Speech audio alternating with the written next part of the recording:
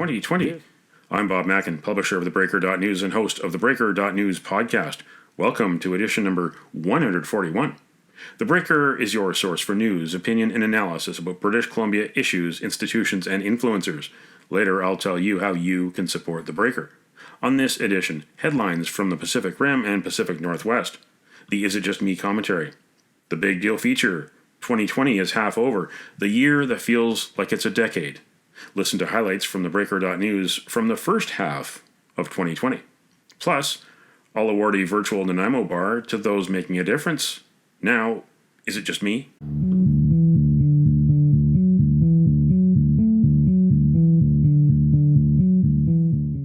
Is it just me, or do Canada and other nations have to start now to threaten a boycott of the 2022 Winter Olympics in Beijing? More bad news about China's so-called demographic genocide in mostly Muslim Xinjiang, where more than 1 million people are in concentration camps because they are Muslim. Meanwhile, the 23rd anniversary of Britain's 1997 handover of Hong Kong to China was marked by a new national security law imposed by Beijing that criminalized free speech. Hong Kong riot police displayed a new purple banner at a protest rally on July 1st, where they threatened to arrest anyone with signs advocating Hong Kong independence. And they did just that. And they also harassed and assaulted journalists, too. This is not the one country, two systems for at least 50 years that Beijing promised the world in 1997. It is an expansion of the Chinese Communist Party dictatorship in a city where there are as many as 300,000 Canadians. Now, I love the Olympics and we need them to bring the world together in peaceful rivalry. But sport cannot and should not be used by someone like Xi Jinping for the glory of the Chinese Communist Party. The world already saw this movie before. It was called the 1936 Berlin Summer Olympics and 1936 Winter Olympics in Bavaria. Adolf Hitler's celebration of German supremacy 5 years before the Nazi Holocaust. It's time to tell Xi Jinping that enough is enough. Threaten a boycott. It may be the last chance the world has to stop history from repeating. What do you think? Email Bob at theBreaker.news. What? Dr. Henry said, we're gonna have to wait to vaccinate. So just stay strong and sing this song. You gotta wash your hands. Don't touch your face. Clip from John Mitchell and his Vancouver Independent single, Do What? Now it's time on the Breaker.news podcast for Around the Rim. We look at news headlines around the Pacific Rim. Jeffy Lam, Sum Lok Kai, and Kimmy Chung in the South China Morning Post. National security law is chanting Liberate Hong Kong, revolution of our times now illegal? City's lawyers aren't so sure.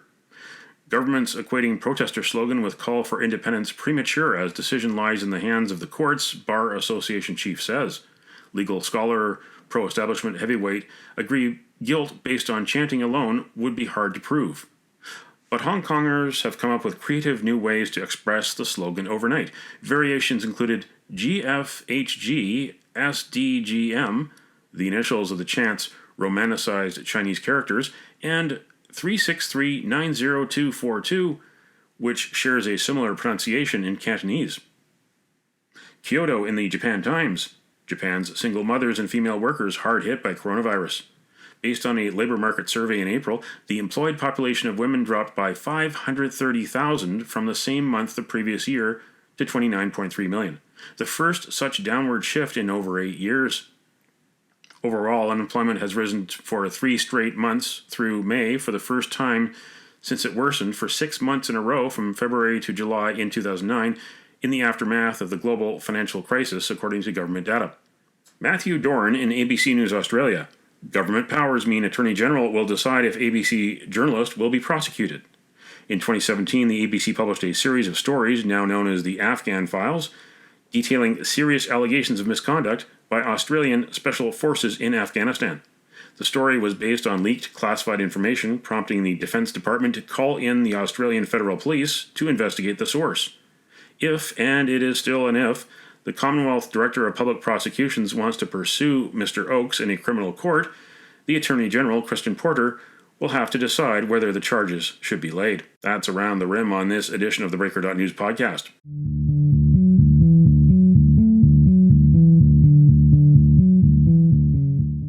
it's time on the Breaker.news podcast for Cascadia Calling. We look at news headlines around the Pacific Northwest. In the Seattle Times, a COVID-19 outbreak on UW's Greek Row hints at how hard it might be to open colleges this fall. As of Friday, 117 students living in 15 fraternity houses this summer have reported testing positive for the virus. The university has confirmed 89 of those cases, along with an additional 4 students who visited fraternities but did not live in them. The numbers are likely to tick upwards since about 1,000 have been tested, including other students who visited the fraternities but didn't live there. Most of the students are asymptomatic and none have gotten seriously ill. Kira Mouseth, a clinical psychologist and senior instructor at Seattle University, said students are desperate for connection in the wake of lockdowns, and college-age adults tend to be risk takers, not fully recognizing danger. And they also maintain a belief, as people of any age often do, that the illness will happen to other people, not to them. Brad Schmidt in the Oregonian: Oregon State Police don't wear coronavirus masks while patronizing coffee shop despite governor's order. A group of Oregon State Police troopers appeared to defy Governor Kate Brown's statewide mask order while in uniform Wednesday, entering a Corvallis coffee shop without wearing required face coverings, video obtained by the Oregonian shows. The store's assistant manager, Travis Boss, said he told the first trooper who arrived that the trooper needed to wear a mask. Quote, he said, F. Kate Brown, Boss recalled. Kevin Turach in Czech News: Victoria Duo's online roller skating classes go global. Andrea Boys and Martin Newham teach and rent out roller skates in the greater Victoria area. With COVID-19 forcing people around the world to adopt a more isolated lifestyle, roller skating has seen a global resurgence. So far, they've attracted over 100 students from all across the globe. The students range in age and skill level, with the youngest being 5 and the oldest 65. And these headlines this week in the Breaker.news. A tale of two reports at BC's Legislative Assembly Management Committee as RCMP continues to investigate James and Lenz. COVID exclusive: BC taxpayers face giant hotel bill for quarantining travelers and foreign workers. RCMP investigation of ex-Olympic CEO tainted by racism, conflict of interest, say members of Northern BC First Nation. Read the stories behind the headlines. Go to theBreaker.news.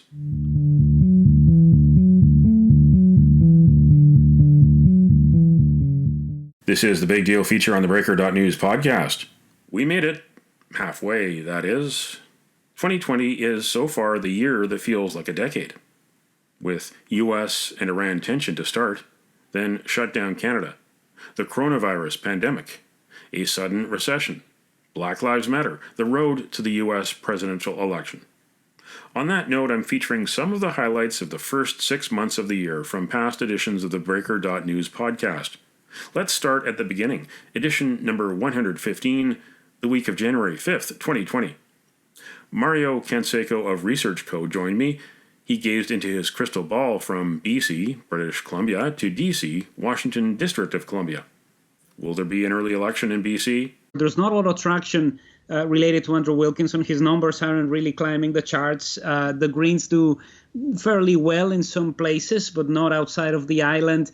And the NDP seems to be very popular. Even people who voted for the Liberals look at John Horgan as somebody who's running the show slightly well, and there's no animosity that is as all-encompassing as what we saw in the latter stages of the NDP in the 90s to suggest that there would be a change of government. Will Trump get reelected? U.S. and Iran tension reignited to start the year. The U.S. killed a general visiting Iraq, and Iran retaliated by shooting down a Ukrainian plane, killing 176 innocent people, including 63 Canadians. I think it's important for anybody who looks at American politics to look at the effect that a wartime president can have on something. You know, we were discussing, we can go back to the first Nixon re-election and how a lot of people weren't particularly satisfied with the way things were going, and he ended up getting a huge majority. Similar situation when it comes to George W. Bush, who ended up defeating John Kerry and getting more electoral votes and more votes as far as the actual popular vote than he got in 2000 versus Al Gore. So Wartime presidents tend to do very well. I think it'll be a very different type of wartime president. I don't think we'll see an all-out invasion or something that is similar to the shock and awe that we saw in the earlier years of this century. On edition number 118, the week of January 26, 2020, Huawei Chief Financial Officer Meng Wanzhou's first day of the first phase of her extradition hearings was overshadowed by a bizarre protest. A couple dozen people, apparently in their late teens or early 20s, were holding signs that read, "Free Ms. Meng, bring Michael home, Trump stop bullying us, equal justice."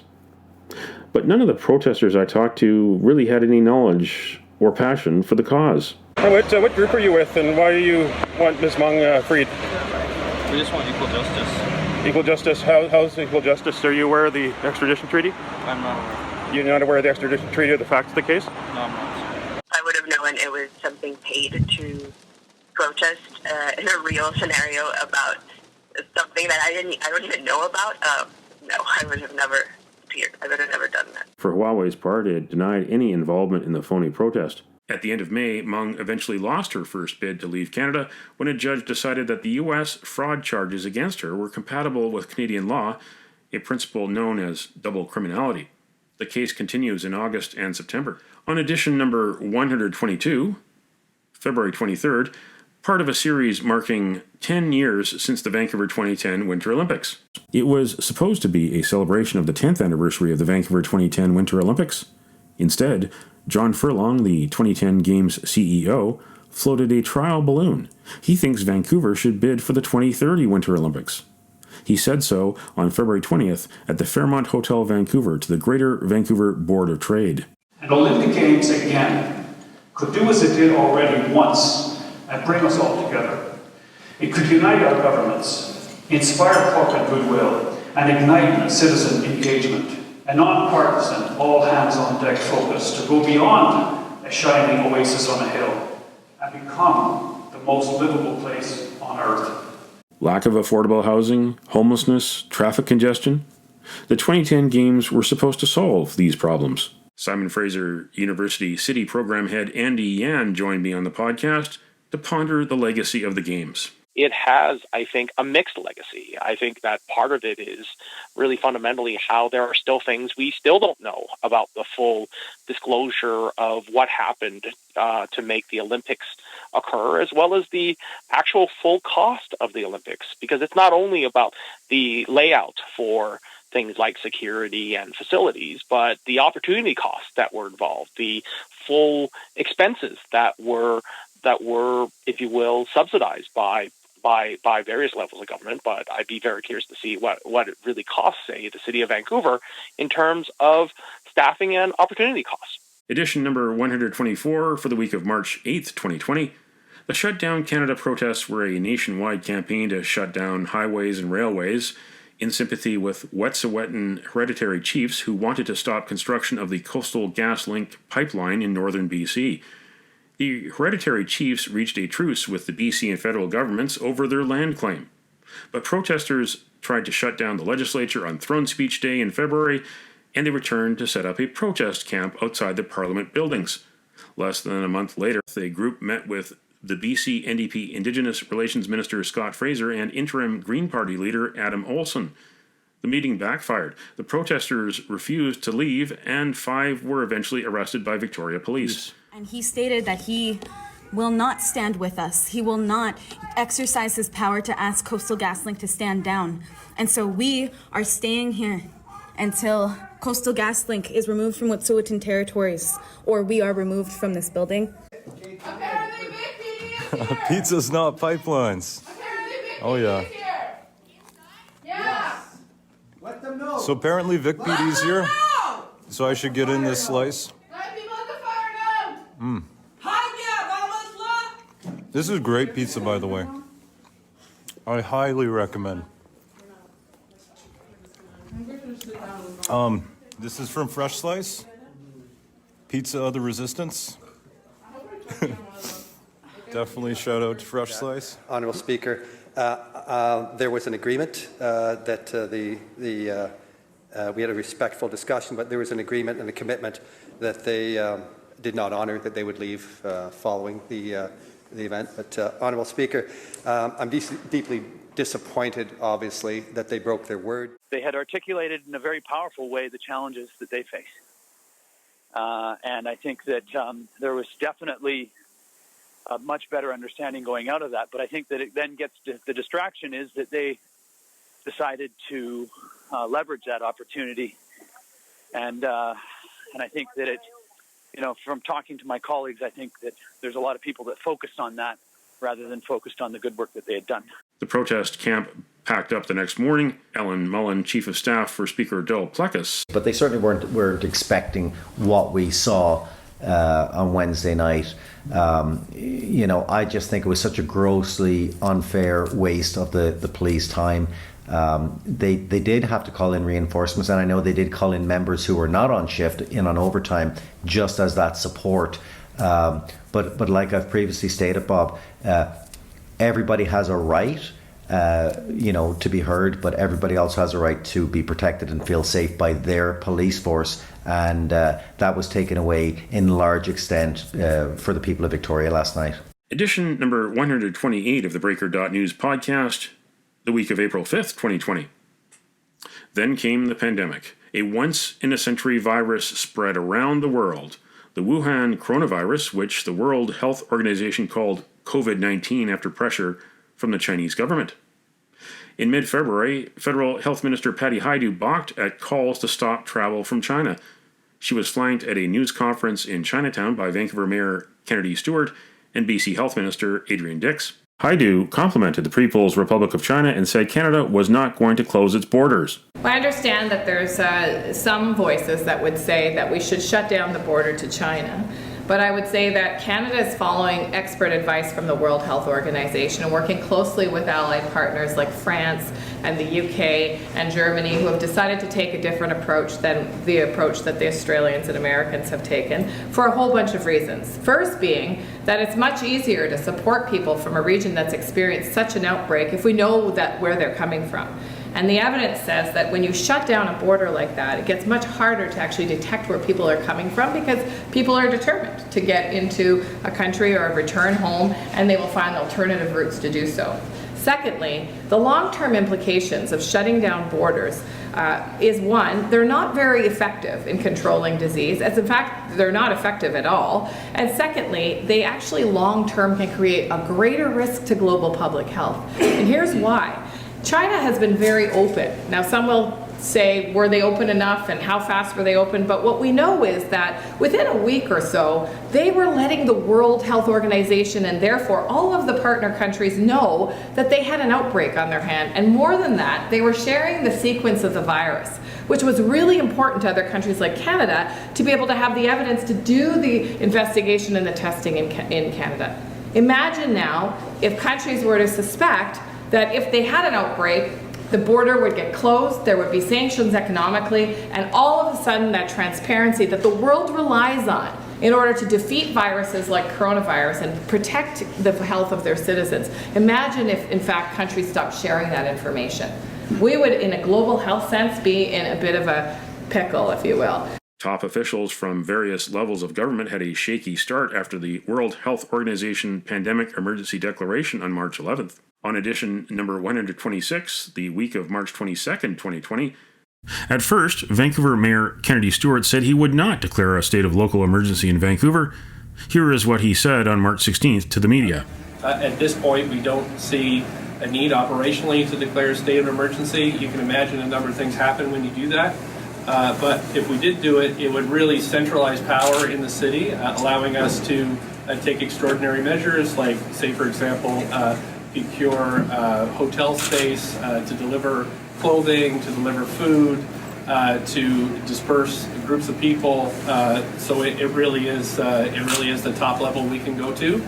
2 days later, Kennedy Stewart changed his tune after some restaurants and pubs ignored the ban on St. Patrick's Day parties. After taking the best advice from health officials, Fire Chief Darrell Reed, and Police Chief Adam Palmer, I have decided we need to declare a state of emergency in Vancouver. More from edition 128, the week of April 5th, 2020. BC's Provincial Health Officer Dr. Bonnie Henry was similarly reluctant, and she also changed her tune. Exhibit A, March 13th, Friday the 13th, 2 days after the World Health Organization declared COVID-19 a pandemic, and just 1 day after banning public gatherings of 250 or more people in BC, Henry encouraged British Columbians to get out and enjoy the last weekend of winter. You know, there are many things we can do. We're not talking about shutting down society here. It's still very safe today in BC, all across BC, to go out, to go shopping, to go to restaurants, and in particular, we have a lot of things that we can do outdoors, which are very safe things to do. This virus does not transmit when people are outdoors. So go outside and play with your family. Go up to our ski hills. Go up to Whistler. Go out and experience what we have here in British Columbia right now. March 17th, Henry declares a public health emergency in BC. We have taken the extra step of declaring a public health emergency in the province of British Columbia. British Columbia Premier John Horgan. It'll be the worst St. Patrick's Day ever, I expect, in terms of the hospitality sector, which depends on this day to be a boost for sales. Well, it's not going to happen, but that doesn't mean we can't find other ways in the days and, well, more importantly, the weeks and months ahead. BC Solicitor General Mike Farnworth on March 18th, the day after the health emergency was declared. I am declaring a provincial state of emergency to support our provincial health officer and Minister of Health in swift and powerful response to the COVID-19 pandemic. Edition 127 of the Breaker.news podcast for the week of March 29th, 2020. The International Olympic Committee stubbornly moved forward with the Tokyo 2020 Summer Olympics. Then it decided to strike a review committee and delay a decision by a month. Then the Canadian Olympic Committee announced it would boycott the Games. The world could not wait for the IOC and its committee. So the IOC bent to global pressure and postponed the Games to 2021, a first in Olympic history. With typical Canadian modesty, Canadian Olympic Committee President Tricia Smith reflected on the bold move. You know that this decision was made, it was a very difficult decision, and it was made really domestically. We had to make this decision for the safety of our athletes and to contribute our part to controlling this virus. I do think it is a factor, and one of the many factors that had to be taken into account when the further decisions were being made. And we provided additional information to the IOC on how exactly this is affecting our athletes, how exactly we came to the determination that it was not safe to continue in this present situation, and that we had to make this decision. So I think the information that we provided to them likely would have helped in the decision. Back to edition number 126, March 22nd, 2020. Sean Holman was our guest. As in war, the first casualty of the pandemic was the truth. Media access to politicians, government buildings and offices, courts and libraries was suddenly stopped. Freedom of information laws were suspended. Sean Holman, the professor of journalism at Mount Royal University in Calgary, explained why we need more transparency, not less, during a crisis. Well, it's important to understand first why we value information in the first place in democracies. And really there's two main reasons. The first is control, the idea that with information we can make better decisions about the world around us, and thereby control public and private institutions. And the second reason we value information is certainty. It allows us to feel more certain, especially during uncertain times. And that certainly is the case today.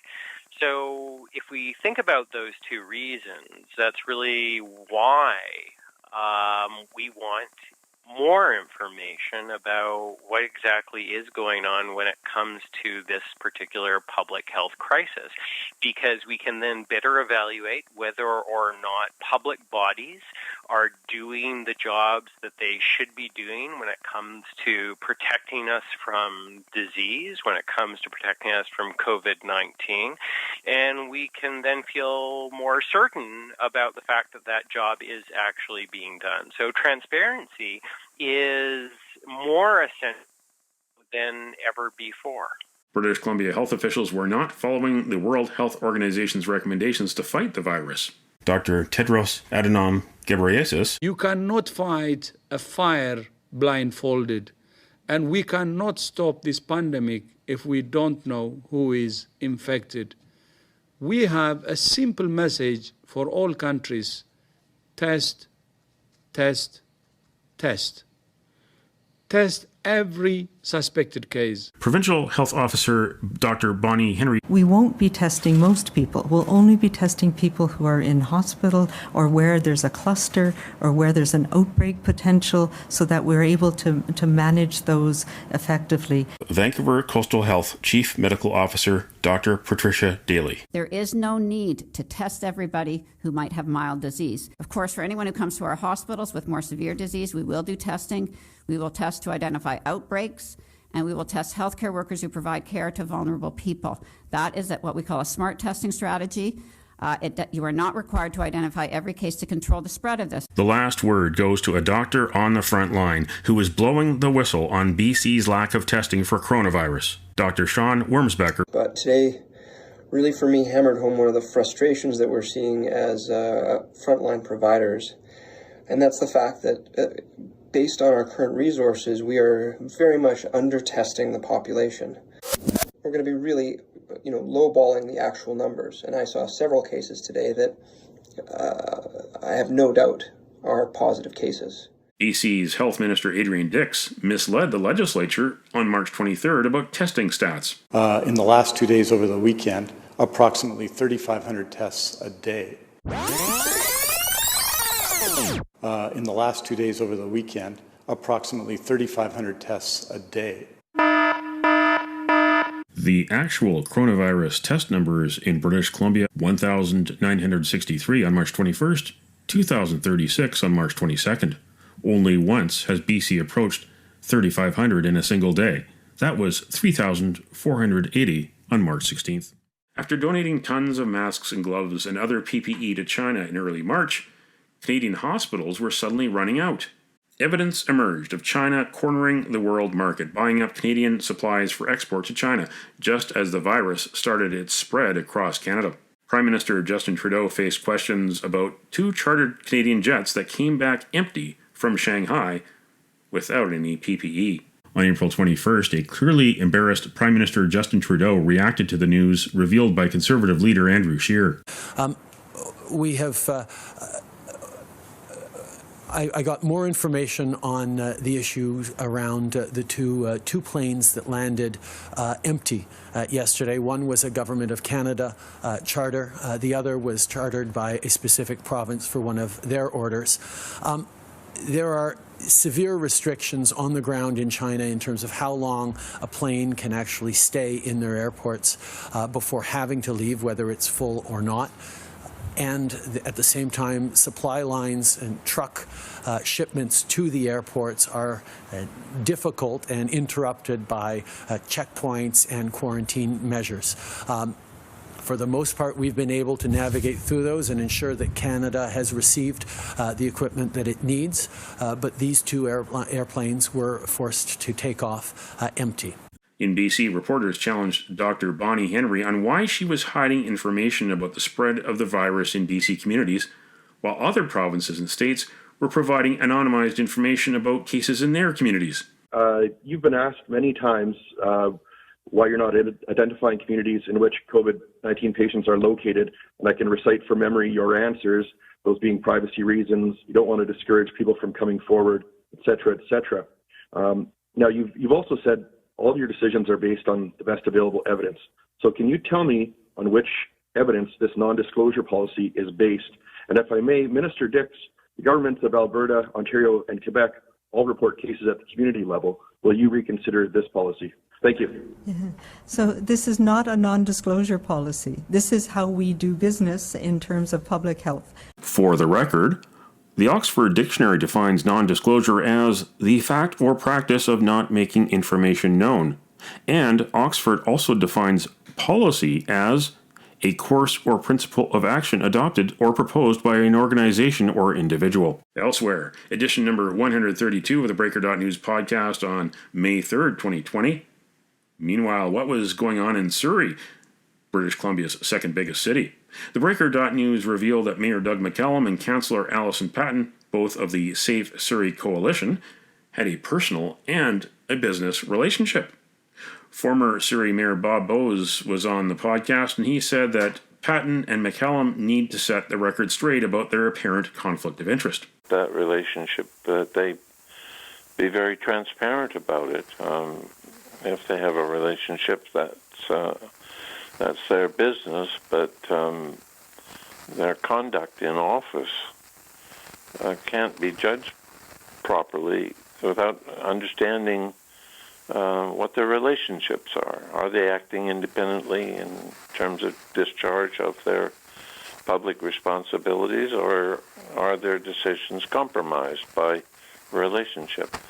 You know, as Trudeau said, the state has no business in the bedrooms of the community, but you know, transparency is also imperative here. Edition number 134, May 17th, 2020, on the Breaker.news podcast. A cautionary tale from Australia, where University of Queensland student Drew Pavlou was expelled. He joined me on the podcast to talk about protesting against the Chinese Communist Party's growing influence on campus and Australia's reliance on high-paying overseas students at the expense of free speech.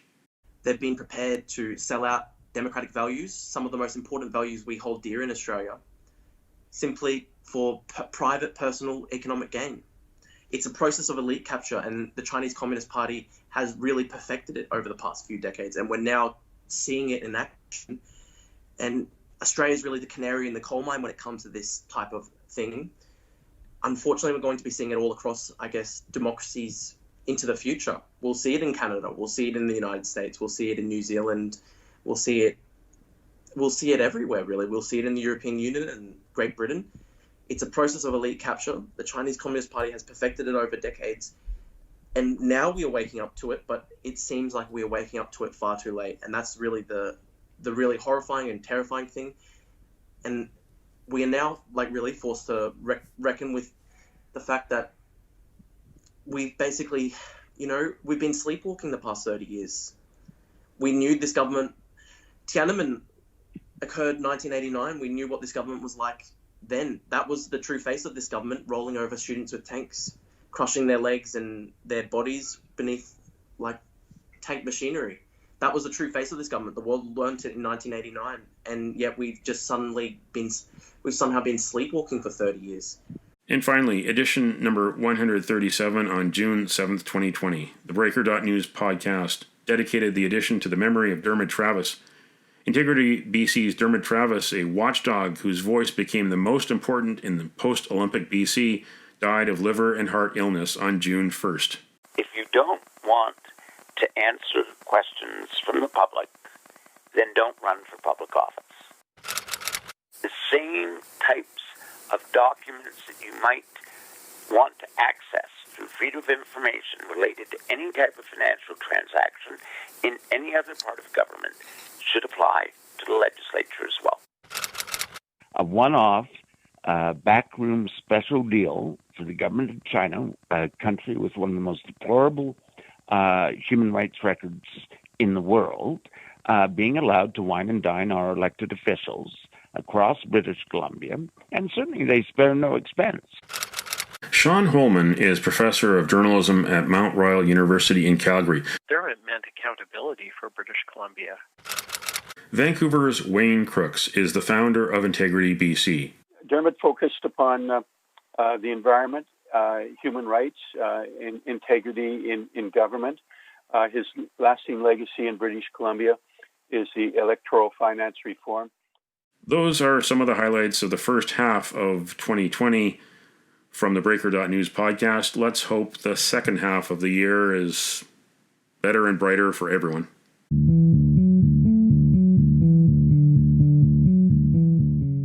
The virtual Nanaimo Bar, brought to you by Spruce Hill Contracting.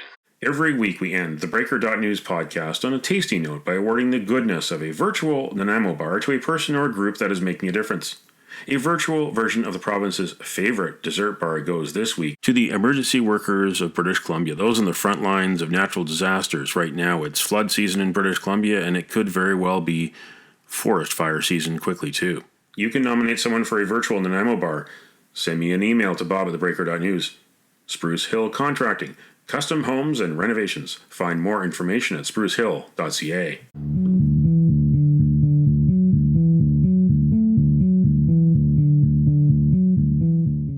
That's it for the Breaker.news podcast for the week of July 5th, 2020. I'm Bob Mackin. Thanks for joining me. Did you know that on July 5th in 1975, tennis great Arthur Ashe became the first black Wimbledon men's singles champion? Now you know. Send me your feedback. Send me your story ideas to bob@theBreaker.news. Bookmark theBreaker.news. You can also find us at theBreaker.ca. Sign up for the email newsletter and get updates to your inbox. For news as it happens, follow The Breaker News on Twitter and visit theBreaker.news on Facebook. You can support The Breaker for as little as $2 a month. Be like Paul Doroshenko, who is at the $10 a month newshound level of support for theBreaker.news. For more information, go to patreon.com/thebreakernews. patreon.com/thebreakernews. Until next week.